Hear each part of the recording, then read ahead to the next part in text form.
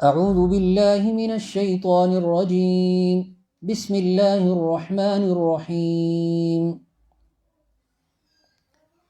کتاب انزلناہ الیک لتخرج الناس من الظلمات الى النور بإذن ربهم الى صراط العزیز الحمید۔ صدق اللہ العظیم۔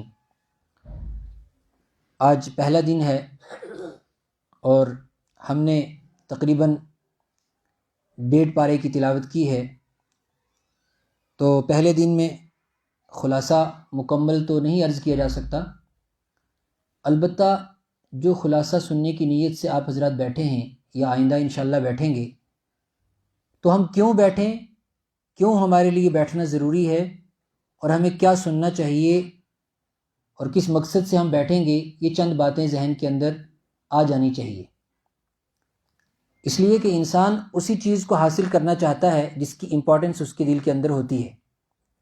اگر اہمیت نہیں ہے تو زبردستی انسان کسی کو کوئی چیز نہیں دے سکتا۔ اہمیت کسی چیز کی اپنے اندر تو ہو سکتی ہے، لیکن دوسرے دل کے اندر اس کی اہمیت کا آنا یہ ضروری ہے۔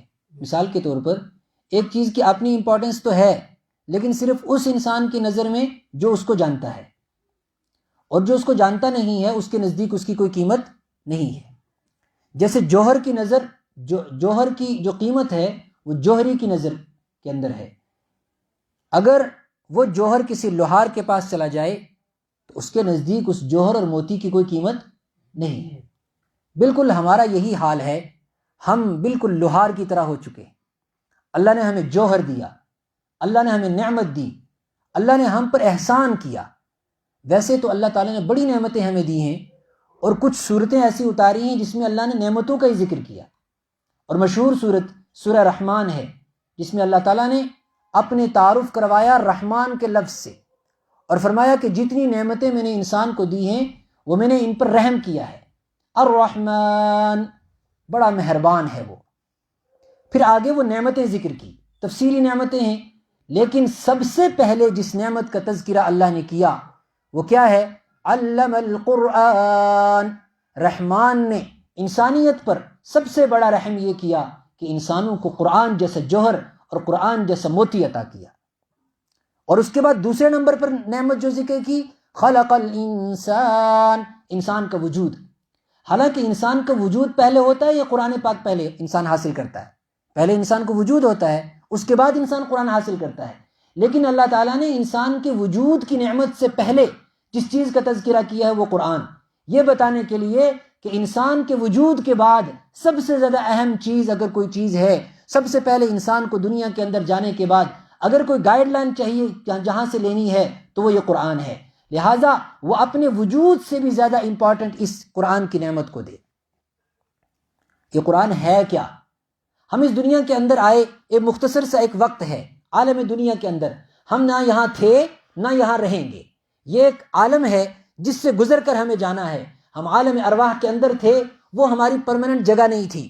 ہم عالم دنیا کے اندر ہیں، یہ ہماری پرماننٹ جگہ نہیں ہے۔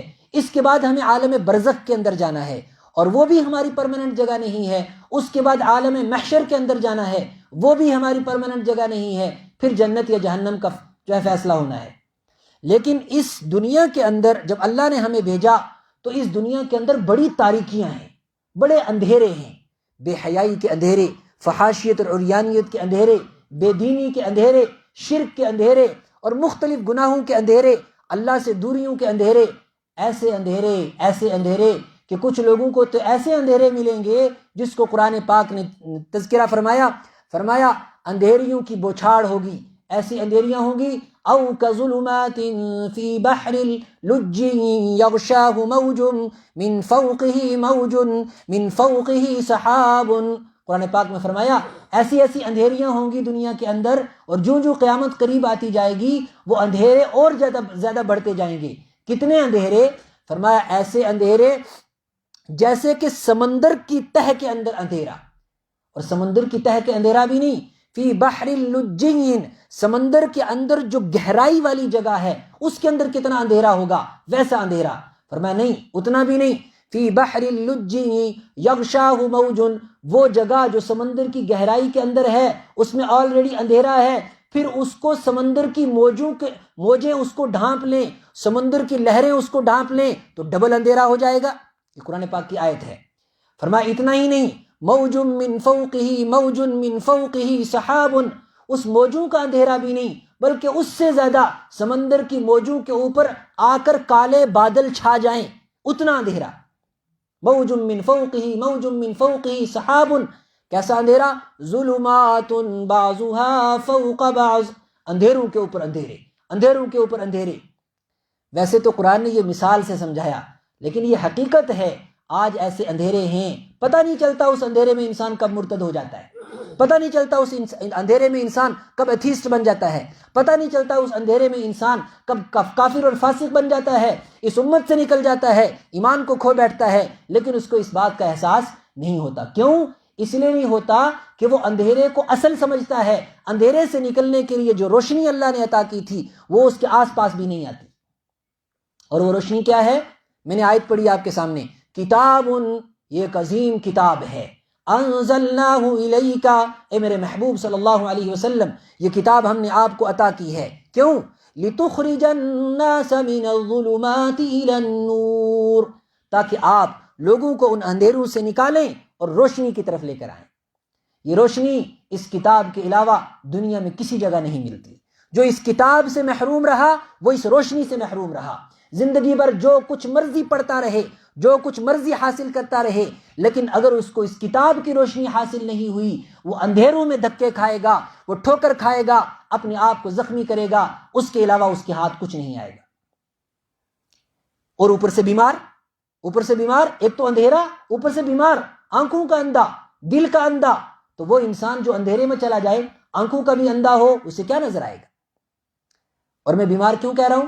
اس لیے کہ اللہ تعالیٰ نے ساری انسانیت کو بیمار کہا ہے۔ اللہ تعالیٰ فرماتے ہیں ساری دنیا بیمار ہے، وَنُنَزِّلُ مِنَ الْقُرْآنِ مَا هُوَ شِفَاء، ہم ان بیماروں کے لیے شفا اتار رہے ہیں۔ اور ساری دنیا اپنے اوپر ظلم کر رہی ہے، وَرَحْمَةٌ، اور اللہ تعالیٰ اس کتاب کو رحمت بنا کر اتار رہے ہیں۔ ہاں، زمانے میں محنت کی گئی اس بات پر کہ اندھیروں کو خوب بڑھاؤ، روشنیوں کو گم کر دو، روشنیوں کو چھپا دو، تاکہ انسانوں کو روشنی نہ ملے، انسان مایوس ہو جائے، انسان بزدل ہو جائے، انسان اپنے مشن سے دور ہو جائے، انسان اپنے خالق اور مالک سے دور ہو جائے۔ اور اس کا صرف ایک راستہ ہے کہ قرآن کو انسانوں سے دور کر دو۔ اور یہ کوئی آج کی پالیسی نہیں ہے، جب سے یہ قرآن اترا ہے اس وقت سے اسی پالیسی پر عمل کیا گیا ہے۔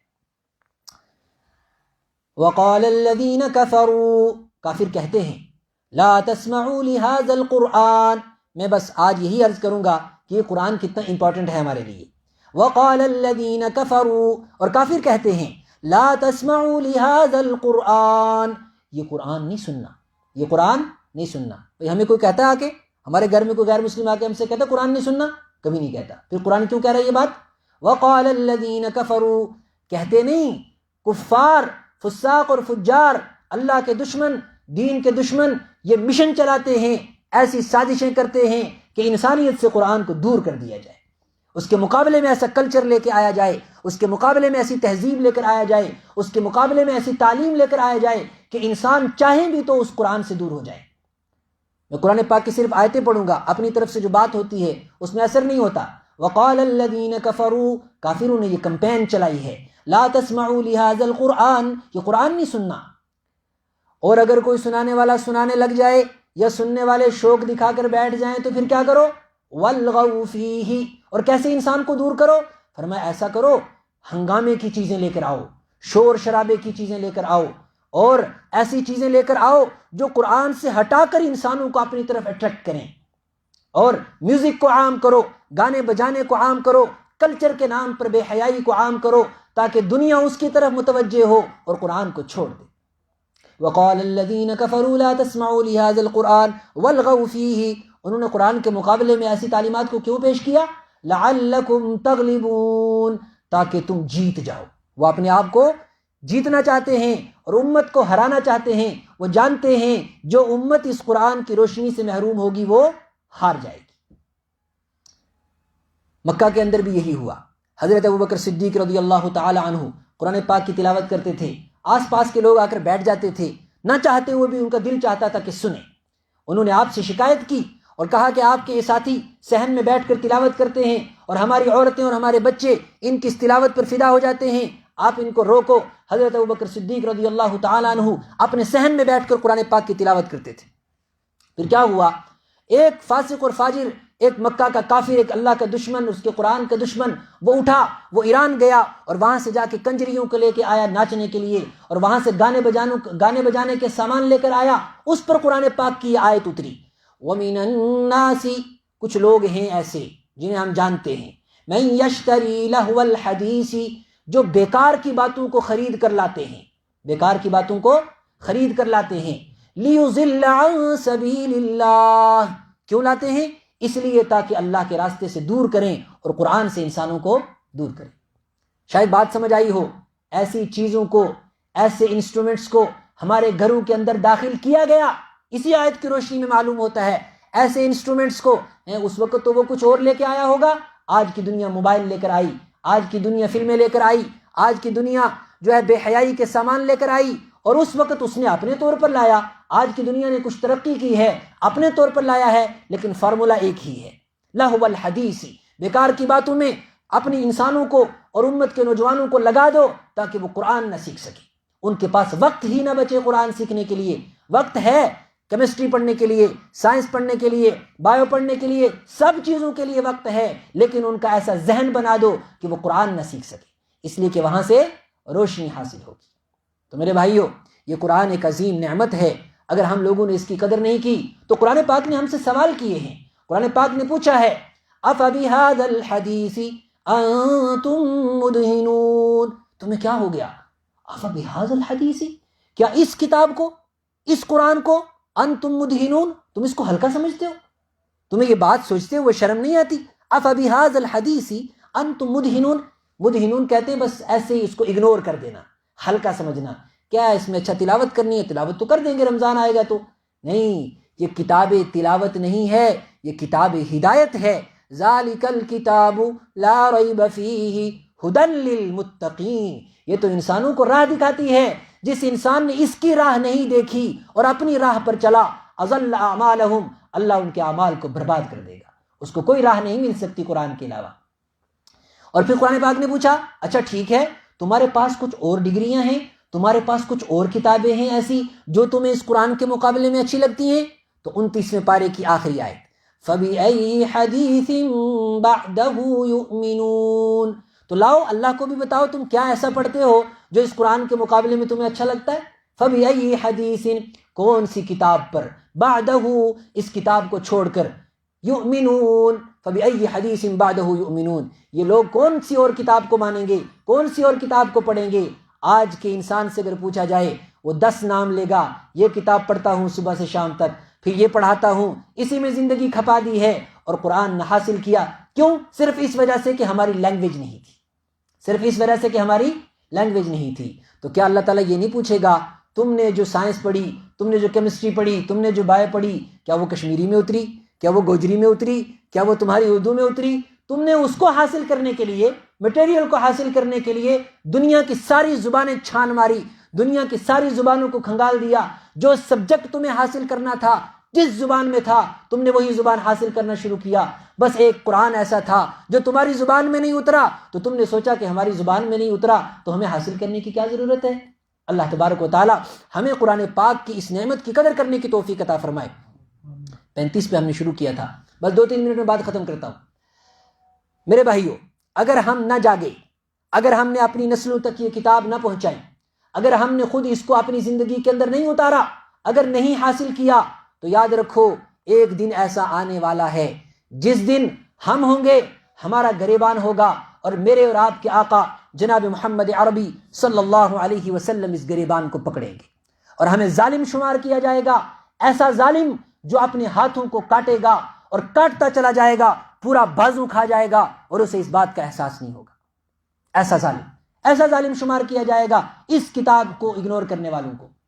19ویں پارے کی آیت ہے، وَيَوْمَ يَعَضُّ الظَّالِمُ عَلَى يَدَيْهِ، او لوگو تم ظالم شمار کیے جاؤ گے اور ظالم اپنا ہاتھ کاٹنا شروع کرے گا اور یہاں تک اپنا ہاتھ کاٹ ڈالے گا۔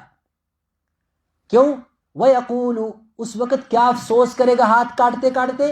فرمایا یقول، وہ کہے گا یا لیتنی، ہائے میری بدبختی، یا لیتنی لم اتخذ فلانا خلیلا، میں نے فلانے سے کیوں دوستی لگائی، اس کو تو خود قرآن نہیں آتا تھا، وہ تو مجھے بھی قرآن سے دور کر بیٹھا، میں نے فلانوں سے دوستی لگائی، میں نے فلانی تہذیب والوں سے دوستی لگائی، میں نے فلانی تعلیم والوں سے دوستی لگائی، میں نے فلانے اسکول والوں سے دوستی لگائی، میں تو وہاں جوانی گزارتا گیا جہاں قرآن کا ایک حرف مجھے کسی نے نہیں سکھایا۔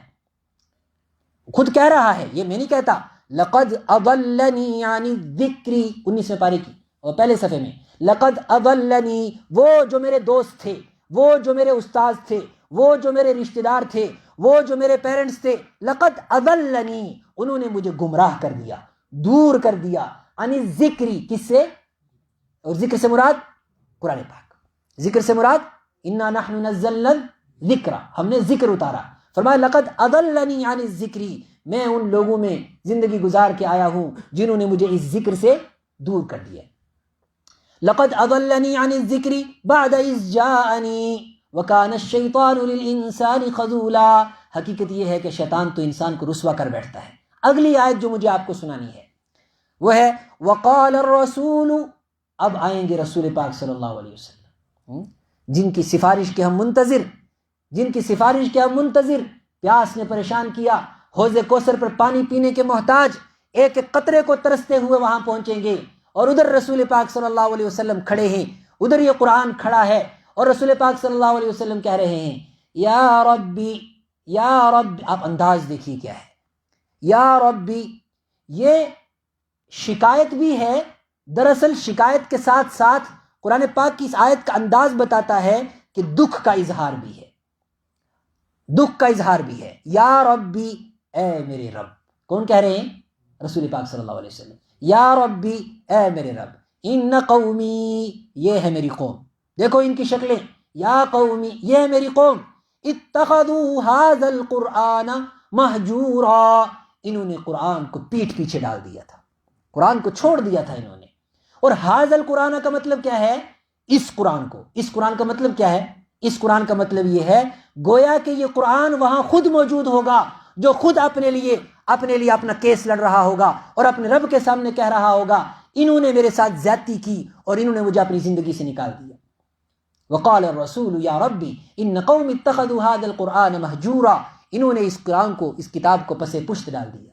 تو میرے بھائیوں، یہ باتیں چند میں نے عرض کی قرآن سے متعلق صرف اس لیے تاکہ ہمیں احساس ہو کہ ہم سے کون سی دولت چھٹی ہوئی ہے۔ ظاہر سی بات ہے کہ رمضان کے مہینے کے اندر 10 منٹ بیٹھ کر ہم قرآن نہیں سیکھ سکتے، لیکن کم سے کم ایک جذبہ اپنا بیدار کر سکتے ہیں کہ ہم سے کیا چھٹا ہوا ہے، اور ہمیں کیسے کچھ نہ کچھ کر کے اپنی نسلوں تک، اگر خود کی عمر نکل گئی نہیں سیکھ سکتے، کم سے کم آئندہ آنے والی نسلوں تک اس قرآن کی روح کو پہنچایا جائے، اس لیے کہ آئندہ آنے والے زمانے میں جو قرآن سے محروم ہوگا وہ ایمان سے محروم ہوگا۔ اللہ تبارک و تعالی ہمیں بھی قرآن پاک کو سمجھنے کی توفیق عطا فرمائے اور ہماری نسلوں کو بھی قرآن پاک سمجھنے کی توفیق عطا فرمائے۔